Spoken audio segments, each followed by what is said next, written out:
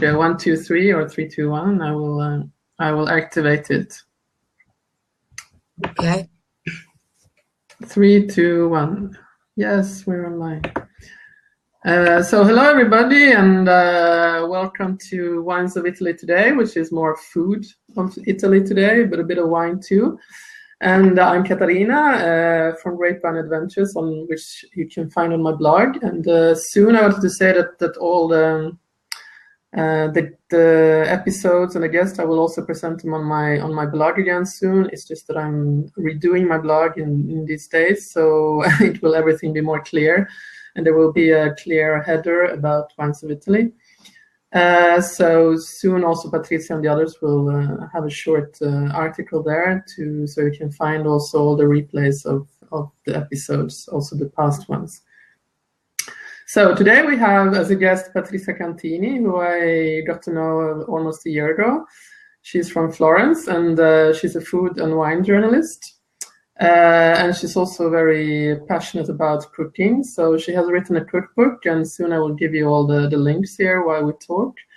For all of you who want to ask questions, you can do it either here in the chat on Hazza. And for those of you who follows on Facebook, I will try and monitor the questions also on Facebook and here. So when she talks about her cooking and her recipes from Tuscany and Emilia Romagna, you can ask anything you want. And she will also do some wedding pairings, because I think she will do 2 or 3 example recipes that she has in her book. So anything you want to ask, just ask it here in the chat or at Facebook. And for those of you who are on Facebook, you can also come over here to be present in the chat here on Huza, as you like. So Patrizia, welcome. Thank you. And if you start by presenting yourself a bit, who you are and what your short bio or whatever you feel like, so people know who you are and what you do. As you told, I am a wine and food journalist, and for years I wrote a lot about wine. I wrote some books about wine and some sweet wines, and one about whiskey and so on. While growing old, my passion for cooking grew, and so in 2011, I decided to start to give cooking classes at home for foreign people. Most of them are from United States, but I had people from Canada, Australia, India, and some from Europe, and so on.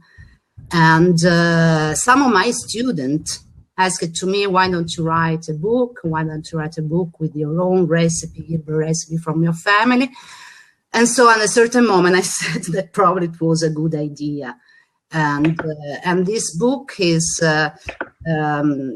it's really made with family recipe. And the story of my family is part in Tuscany and part in Emilia Romagna, because my father was from Florence, but my mother was born in a very small village on the Apennines in Emilia Romagna, that it's the region north of Tuscany, that it's close to Florence indeed. It's something like 65 kilometers, something like this, but it's a completely different atmosphere, a completely different landscape from Tuscany. And the food is different, because traditionally they didn't know the olive oil. In that part, that was really a very poor part of Italy, like all the Apennines, they used to cook the pork fat. Do you know what is the pork fat? What we call in Italian, we call strutto. Yes. And so when my mother moved to Florence, then she met my father, they got married and so on. She learned the culture of olive oil. And she made really a mixture between her own tradition and the Tuscan ones. I have to say that Emilia Romagna, it's one of the most famous regions in Italy for food, because Emilia Romagna is the region of lasagne, tortellini, tagliatelle, gnocchi, ravioli. that are now well known all over the world. But they don't have a strong tradition of second course. And in Tuscany, we have a lot of second course. We have a lot of dishes. We have venison, we have rabbit, we have beef. So my mother mixed the two traditions. She was a great cook, I have to say. And you know, when you are born in a family with such a great cook, it's difficult to start, because it's true that you help your mother to make fresh pasta. I started probably when I was 4 or 5 years old. I don't really remember. But at the same time, with such an example in the family, my story with cooking started with the dish that she never made, like fish. She didn't like to cook fish so much. But at a certain moment, I decided that I have to try to look what I was able to do with the family tradition, because not only my mother, but all the aunts, such a big family, all this lady cooking so well. So at the beginning it was not easy. But thanks to the cooking classes, I discovered that I have a natural capacity to teach in a very simple way. So people learn how to make tagliatelle, then they write to me, they send the pictures of their own tagliatelle. And so in the book, there is a chapter that it's dedicated to the fresh pasta and to these dishes of my mother, of my family. And the book is dedicated to in memory of my grandfather, but it's in honor of all of my mother and all my aunts, or my big family in Emilia Romagna. My mother unfortunately died 2 years ago, but I still have a lot of aunts, and I still have the countryside house that me, my husband, and my daughter, we love it so much, and we go there every time that we can. Okay, so this was a very full presentation of you, which is so we got a bit of background of the both Tuscan and then the Emilia Romagna heritage. So I think you now understand that the recipes are going to be a mix of this, and then she's also going to talk about the book she wrote. I think a couple of months ago she published it in the early summer. So I don't know if you can talk a bit about the book and how you have kind of structured it, and what do you think were the main what were your main thoughts when you wrote the book? What did you want to present? Of course, you want to present the heritage of Tuscany and Emilia Romagna, but how did you choose the recipes to include in the book? Listen, of course, the book is divided by chapter: appetizer, first courses, fresh pasta, and fish dish, meat dish, vegetable dish, and dessert, as every other book. And the choice was made by heart, I have to say. I chose what I think that it's the best of the two traditions, but at the same time, what I really normally do, because I wanted to give true recipe, something that I know exactly, that I changed a little bit, for example, because my taste changed in time, or thanks to my job, all the chefs that I met, all the interviews that I did to chefs, I learned different techniques of cooking. For instance, I still think that in the traditional Italian cooking, we overcook the vegetables. You don't do the same in North of Europe, and I love your way of cooking. So I changed some recipe. If you think about the meat sauce, the famous ragu that every Italian family do, the recipe is different in every family because everybody changed it. So the choice was made by heart, but I also wanted to give recipes that I really know, where in recipe that I could also Tell something about them, not just give the dose, the ingredients, how many minutes in the oven or in the pan and so on, something more. It's my book, and it's written in my English that you can...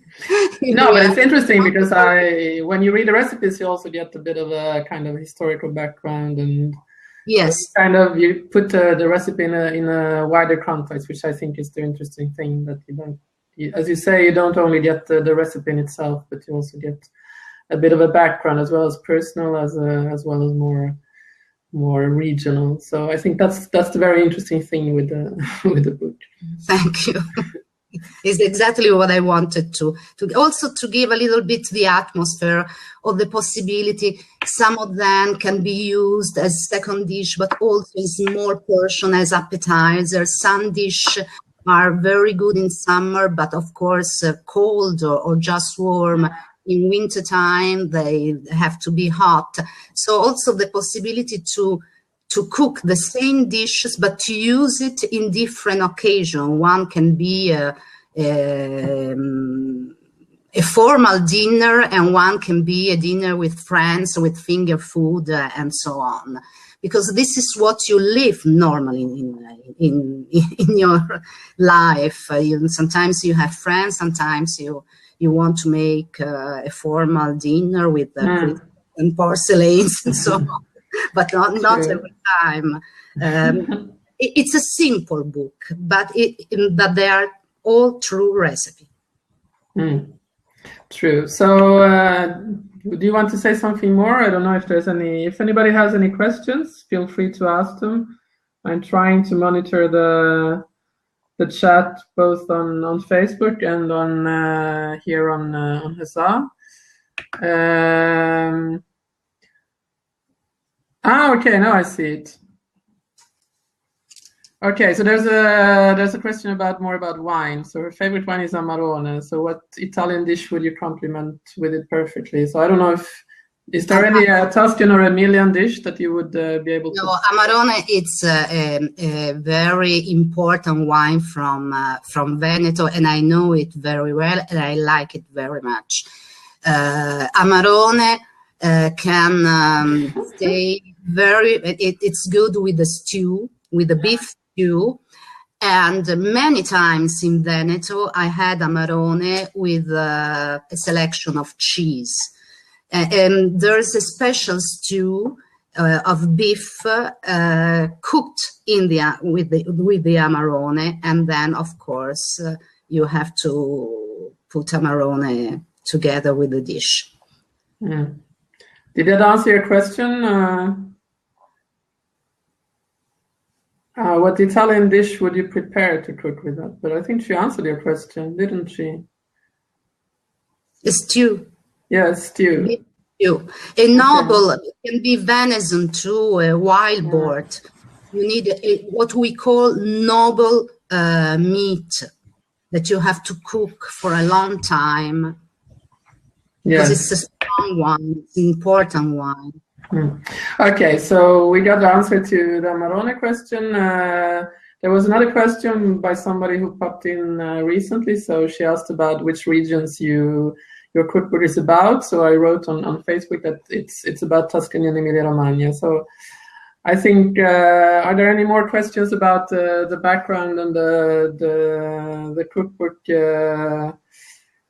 kind of structural part for Patrizia? You can ask them here, and I'm trying to monitor. So if I seem a bit scattered, it's because I'm trying to be on both parts. So I don't know. Do you want to start with the first recipe? And the first comes from Emilia Romagna. I normally say that my cultural background is absolutely Tuscan. More than Tuscan, I should say Florentine. But my soul, it's more Emiliana, more from Emilia Romagna. So I really would like to talk about tortellini. I really think that tortellini is the best Italian traditional dish because it's a complete dish. You have to prepare the tortellini. You have to prepare a broth with ham and beef and vegetables, where you will boil the tortellini. And the filling of tortellini, it's not really complicated, but there is Parma ham, mortadella, pork, veal, parmesan, nutmeg, and then you have to make the dough, and you have to make a very elastic dough that you have then to cut in square of 3 centimeters, because the original recipe says that the tortellini has to be very small, and you have to close one by one. And believe me, it's very long. It's if you do it alone, it's can be terrible. But if you do with friends or with your family, it's a social work. And there is a nice legend with for tortellini, because they say that the shape of the tortellini is inspired by the navel of Venus. And in fact, I have to say that they look like small navels, and they are so beautiful. And to me, this is really the best Italian traditional recipe. Nothing better. I love lasagna, but nothing like tortellini that we normally do for Christmas. It's a winter dish, of course, autumn and winter dish, because the broth, it's very hot. And talking about wine, you need a wine from Emilia Romagna. Normally you put Lambrusco. You take Lambrusco with tortellini because the broth is quite fat. And you need a wine with a good acidity. And you know, Lambrusco, it's a natural sparkling wine that clean your mouth. I don't know if it's the right expression in English. So there is this I think that's correct. Between the acidity and the fat of the broth. And even if normally you have tortellini in winter, you can drink Lambrusco. I don't want to say cold like champagne, but not warm, not room temperature. Yes, I agree. Do you like tortellini? Yes, both tortellini and Lambrusco. So it's I actually I stayed quite a lot in Bologna for 3 years. So I got to eat a lot of tortellini and lasagna too. Lasagna and gnocchi. In cooking classes, normally we make tagliatelle and gnocchi because they are very easy to learn. For tortellini, for a cooking class, you have to make just tortellini. You cannot make other dishes because they're really too long. The dough, the filling, and then to close on tortellini. You know that I put on YouTube a short video to teach how to close tortellini. And part of my family is in Germany. And one of my cousins sent me a picture of the tortellini that they did because he learned it from my short video. I'm very happy about it because the tortellini were absolutely perfect. Okay, he's here now. He says it was great. He's actually in the chat, so he's watching us, I think. Okay. And the second recipe, of course, comes from Tuscany. And it's one of my favorite meat, and it's rabbit. I know that all over the world, people love or eat rabbit. But in the last period, I learned that it's becoming quite popular in gourmet restaurants in the United States. So some of my students asked me some recipe for how to cook rabbit. It's really seldom for them to find it in shops. For us, it's absolutely normal. But at the same time, in many states, they have the wild rabbit. But in Italy, they are not so. It's really difficult to find wild rabbit. So I have some hunters from Montana that they wanted to learn to cook rabbit. And now when we meet at the market, if they ask me that they want an extremely traditional Tuscan meal, I say, okay, let's cook rabbit. So at the first time they looked at and then they normally say yes. We have a lot of different recipe for rabbit in Tuscany. We have rabbit with thyme, or rabbit with white wine. My favorite is rabbit cacciatore. The translation could be the hunter's rabbit. And this is a long cooking, because you have first to cook the rabbit just in olive oil, a clove of garlic, some sage, and some rosemary. And then you start with the Italian soffritto, that is made with onion, carrots, and celery. And then you put some tomato sauce, but of course I do it all alone in summertime, the countryside house, and I make this big pan of tomato sauce for all over the year. Then I can it, and the last 10 minutes you put some black olives. They are simple olives. They are just cooked in the oven, but you have to put them at the last 10 minutes, because they have this lovely bitterness. But if you cook them 1 hour with the rabbit, the risk is that the bitterness pass to all the meat, and this is something that we don't want.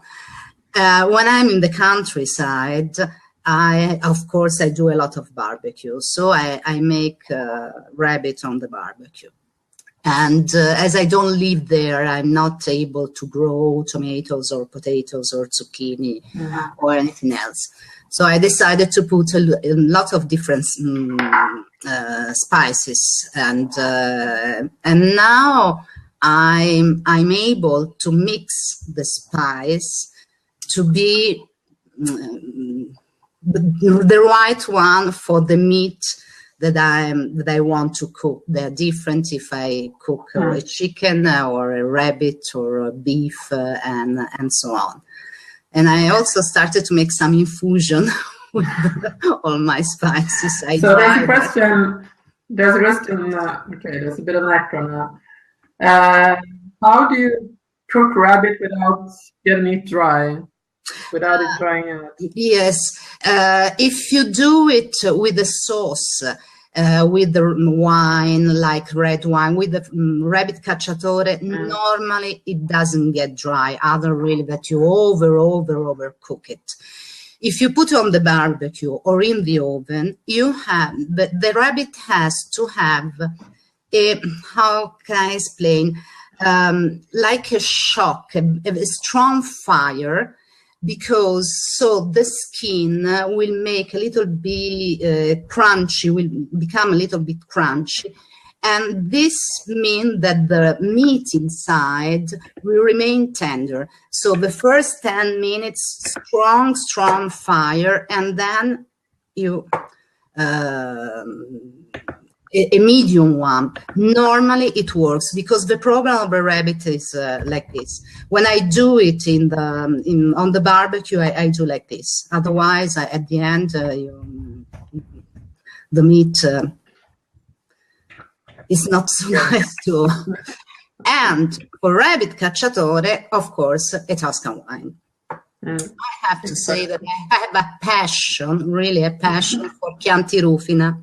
You know that the Chianti Rufina, it's southeast, it's a small wine region southeast of Florence, and compared to other part of Tuscany, the hills are higher because they are practically attached to the first Apennines.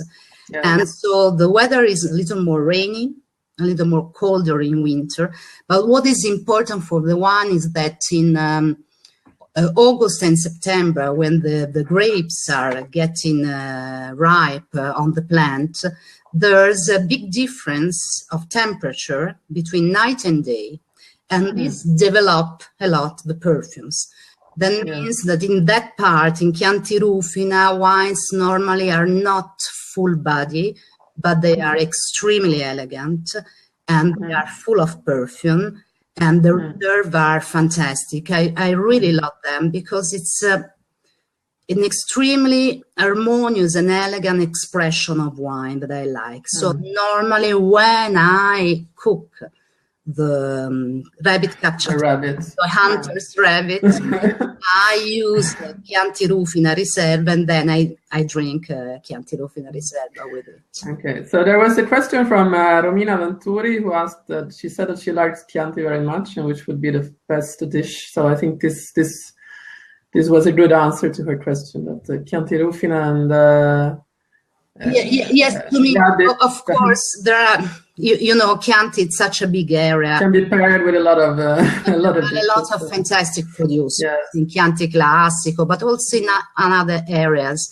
But Chianti Rufina, it's so particular. You know that sometimes people, they say that it can be compared to Burgundy, because that expression of Sangiovese has something to do with the great Pinot Noir, the French Pinot Noir. I don't want to really make a comparison, but the idea that of the wine is more close to Burgundy.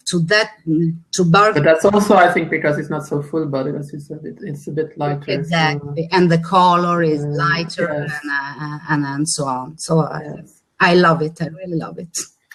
So to just ask something completely else, there was a question from Rose Perry before. She asked about the pasta when you do it fresh. How long does it keep? Because she says that she's trying different recipes lately for fresh pasta, and she wonders how long she can keep it, how long she can store it. I don't know. She wants to know how long she can keep the pasta. Yes, I don't know if she means before. She probably, I don't know. Listen, the dough can stay into the refrigerator no more than 1 day. Then the color starts changing. When I do tagliatelle, I never do tagliatelle just for one time. Normally I do 2 or 3 times, and then you can freeze them. And fantastic. Of course, not in plastic bag. You have to wait that they are a little bit dried, and then you put them on tray and you freeze them.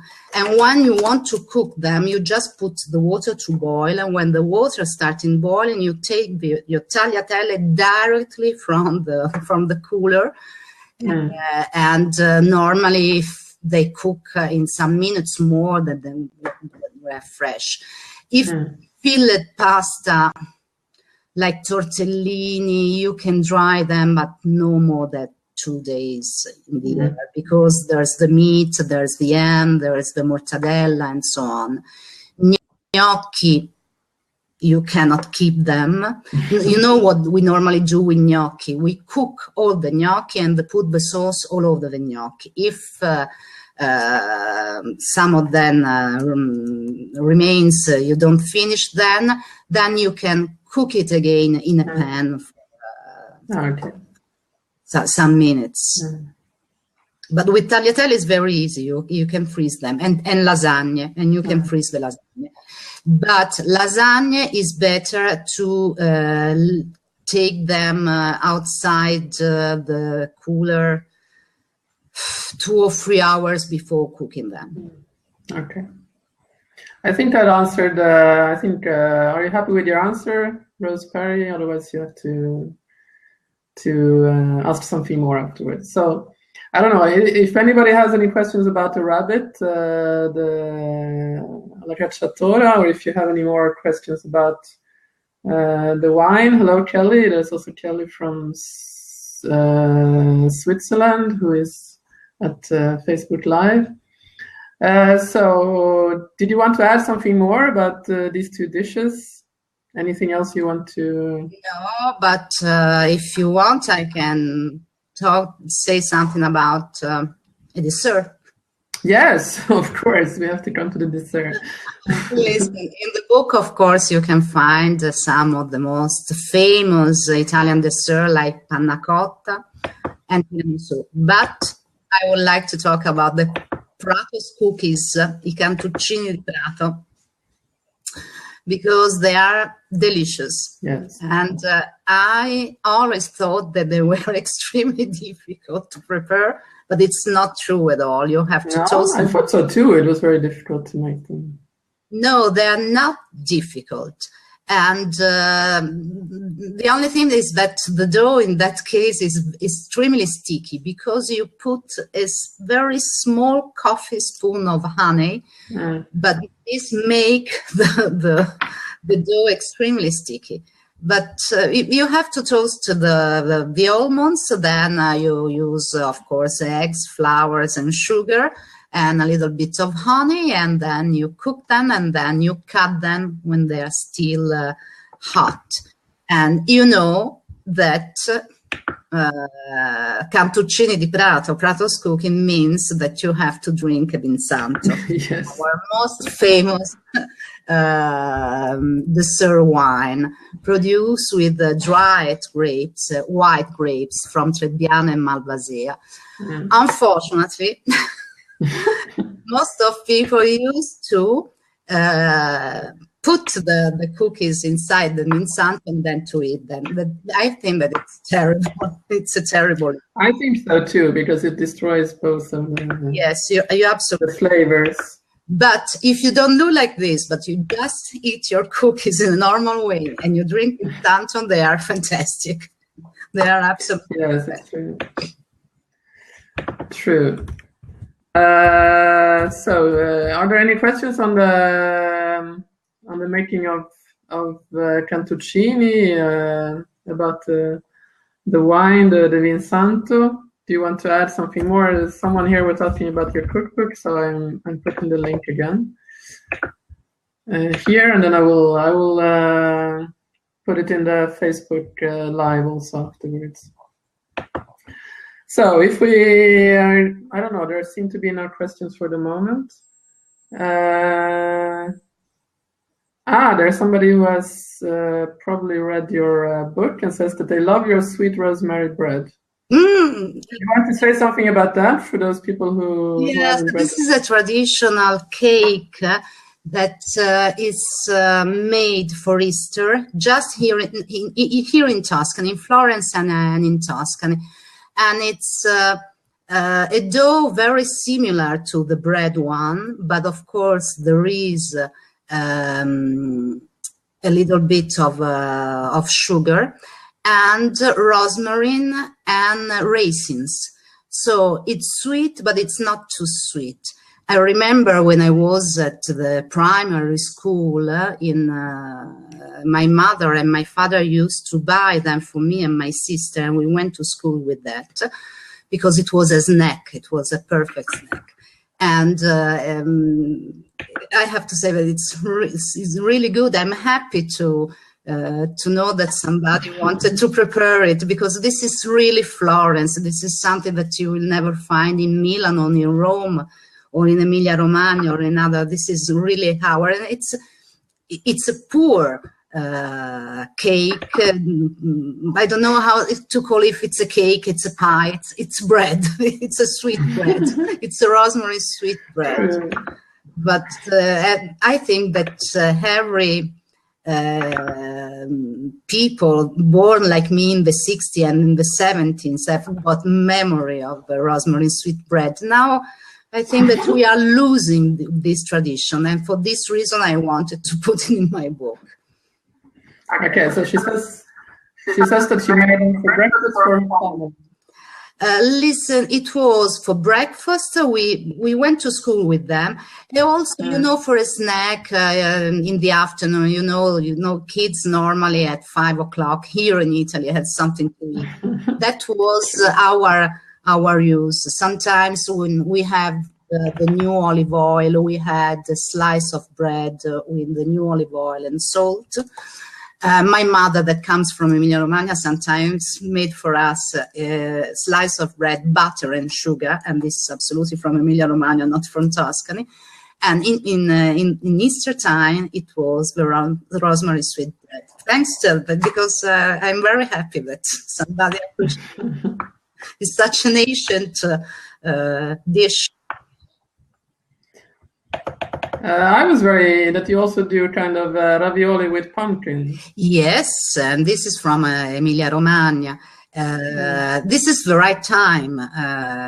Yes, I was thinking about that. We were very close Yes, to Halloween for the Americans. So. yes, and they are made with the pumpkins, with Parmesan cheese, and with nutmeg. You know that most of the all our ravioli are with nutmeg. Nutmeg, it's one of the spice that is not Italian, of course, more used in our traditional cooking. We use a lot of nutmeg in tortellini too, and in spinach ravioli too, and in the pumpkins, and also in potatoes ravioli, the ones that comes from Mugello, the countryside north of Florence. So now it's starting the period of potatoes ravioli with meat sauce, of pumpkin ravioli, that one just with butter and Parmesan. And the spinach ravioli that can be all with meat sauce, or with butter and sage, and so the winter meal. The problem is still that we still have 28 degrees. True. It's not the time for melon. So there was another question about the rosemary bread still. What it's called in Italian? What do you call it in Italian? They want to know. Pan di ramerino. Because rosmarino in Tuscany, it was traditionally called ramerino. It's a Tuscan way to call it. So it's pan di ramerino, and it is just one word. Okay. So if we talk about the pumpkin ravioli again, what would you pair that dish with? To get back to it about the wine. The wine. It's sweet a dish. Yeah, I was thinking about that. It's very kind. Not, and it's the taste is light. It's not a very strong taste. So I think that a young Chianti can be a fresh one, but not elevated in wood. Just a young one can be also a good Valpolicella, but not. Would you do a regional pairing like a Sangiovese di Romagna, or maybe a Sangiovese di Romagna, but the light version of Sangiovese di Romagna, because you know the Sangiovese now are very strong wines and with a lot of tannins too. With no, they need something lighter, Okay. Another dish I saw when I was reading the book today a bit more was the pasta alla gramigna, which I think is also very Bolognese. Typical Bolognese recipe. So I don't know, just to do some other small examples here, I thought it would be very interesting if you make some comments on that, because I don't know if everybody knows about this dish, which is... This gramigna, it's a shape of pasta. It's a particular shape of pasta. And this sauce, it's very typical from Bologna. This is a dish exactly from Bologna, not from Emilia Romagna. It's made, you start with the onion, that you cook in olive oil, then a good glass of white wine, and then sausage. And in this cake, the sausage typical of Emilia Romagna, they are fresh and they are not spicy like the Tuscan ones. There are not so much pepper and as we normally do. So you have to have fresh, unsmoked sausage, because you know that abroad often the sausage are smoked. You make them cook, and then you finish to cook the gramigna. You boil the gramigna, and when it's almost ready, really al dente, as we say, you put it inside the pan with the sauce, and you serve it. This is really a very simple dish. It's funny because my daughter asked to me just 2 hours ago the recipe because she wants it to make for some friends next Friday. No, it was one of my favorites when I lived in Bologna. Gramigna con la salsiccia? Yes. I've got an aunt who lives in Bologna, and she gave me the recipe because this is a recipe that my mother didn't do. So this is something I didn't learn from my mother, but from this aunt, that she is from Bologna. Okay, so are there any more questions? Anybody on Facebook or here who has any questions? Otherwise, I wanted to ask you, so about this book that people are actually asked also the link. So I've posted it a couple of times, and I will also post it on Facebook later on. So if you would give 3 good reasons for people, I mean, if you would sell your book by words, what would be the 3 main reasons for people to get your book? The book made by heart, and 100 true recipe. I spent 1 year to prepare this book because I wanted to use just fresh product. So the green peas, of course, you can buy them just in April, May, maximum June. The strawberry in summertime. So everything has been made in the right moment, so it can give to people an idea of not the Italian cooking, but the cooking of 2 regions, but with some dishes that are well known all over Italy, and can follow all the year. And I am really sorry because the pictures that made by me, because I wanted that to do my book. This is my own book.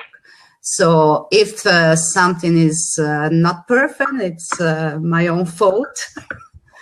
But that's also the beauty of it, now that it's very kind of personal. I didn't do for marketing. I did it because I believed that it was a good idea, and I hope that. I think that's the best reason to do it, no? That it's a personal reason behind. And my family, my husband, my daughter, they said to me, what the first time that I talk about, they said something about this book. They said to me, "You have absolutely to do it." So, or my friends too. So I said, "Why not? Why not?" I was old enough to take the risk. True. Okay, so this was a very interesting episode, a very interesting live stream for today. I think we learned a lot about cooking, both from Tuscany and Emilia Romagna, and also a bit of wine, about wine pairing. So it's been very nice with all you people who have been here to listening to Patrizia and me talk about food and wine. And if you want to buy Patrizia's cookbook, I will put a link in a post later on. You can also, as I said, follow me on my blog, Grapevine Adventures, and get the news about the coming and also the past Wines of Italy live streams. Next week we will have Gianluca Cabrini from Belvedere Winery in Lombardia, Oltrepo Pavese. So I hope you will be back then, and you can also follow Patrizia on her social channels to know more about cooking. And if you go to Florence, I think you can go home to Patrizia and cook some Italian food, huh? Right? Yes, of course. And you come for a dinner. Yes. Tortellini for you and rabbit cacciatore. Cool. So thank you all who came today. There were a lot of people, and it was very much fun. And thank you, Patrizia, for taking your time to be here. Thanks to you, Caterina. And see you next Tuesday at the same time. And have a nice evening. Bye-bye. Bye-bye.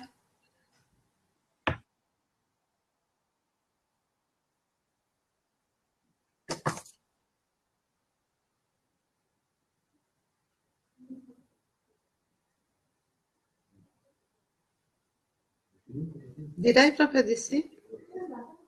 Mi sembra bene. Qualcuno ha detto che ha comprato il mio libro e che era rimasto Gli era piaciuto da morire il pan di rosmarino, il pan di ramerino. Poi la Romina Venturi ha fatto la domanda. C'era un bel po' di gente,